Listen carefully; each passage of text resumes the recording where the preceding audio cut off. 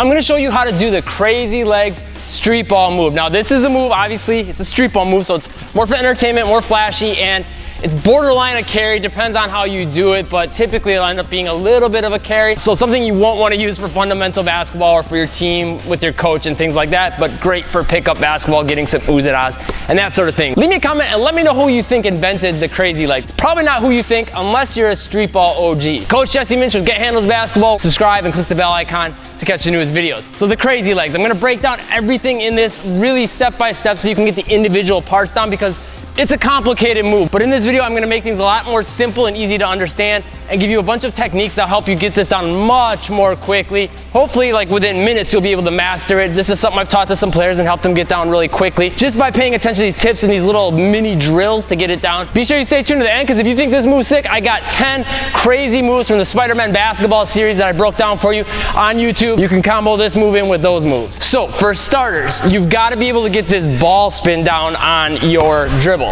It's this, okay? Now, that's all you want to do to start, is work on doing that. Just having your hand come from here.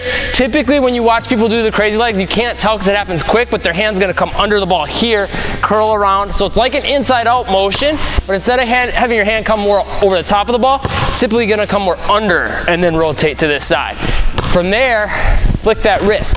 So you'll notice my hand's still here like this, and all I'm going to do is pull it back so my wrist comes straight and the ball rolls off my fingers, and you want to get lots of spin on it.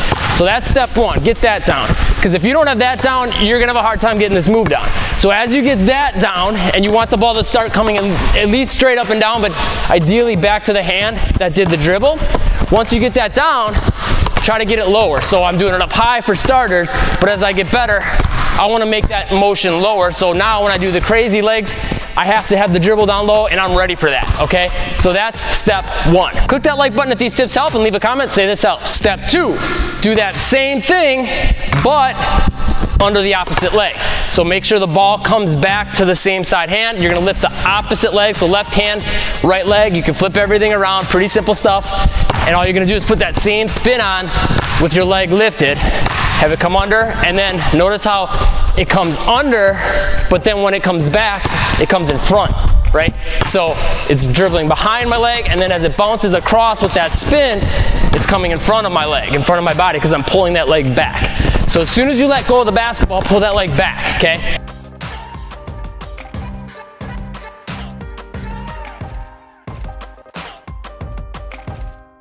Key thing on that timing though, because if I pull it back too late, hits that leg. That's where one of the big problems happens with a lot of people. So step one, here, try to get that down low. Step two, do it under the leg so it comes back to this hand. Once you got that down, you're about halfway there.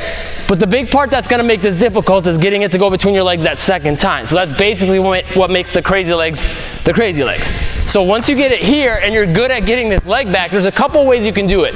The typical way most guys do it is they'll come from here, and instead of just pulling this leg back, they'll also hop. So this leg comes in the air and comes forward at the same time. So this leg is still coming back, but we're gonna push this leg forward in the air at the same time. So we're lifting here, and then from there, going like this. So that's one thing you could practice, is just doing this without the basketball, coming from here, there, okay?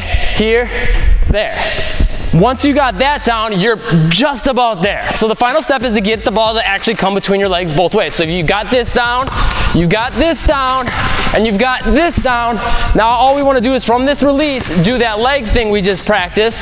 So the ball comes between our legs as it's coming under this leg and it hits the ground with that spin, moving our legs so it comes between, okay? So all together, it would look like this.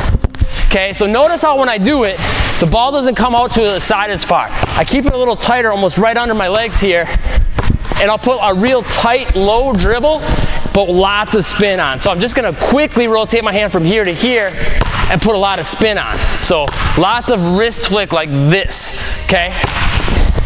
And from there, it's just a matter of making sure you get that ball positioning right and getting the timing right of that leg movement. As soon as you release the basketball, bring this leg back and this leg forward.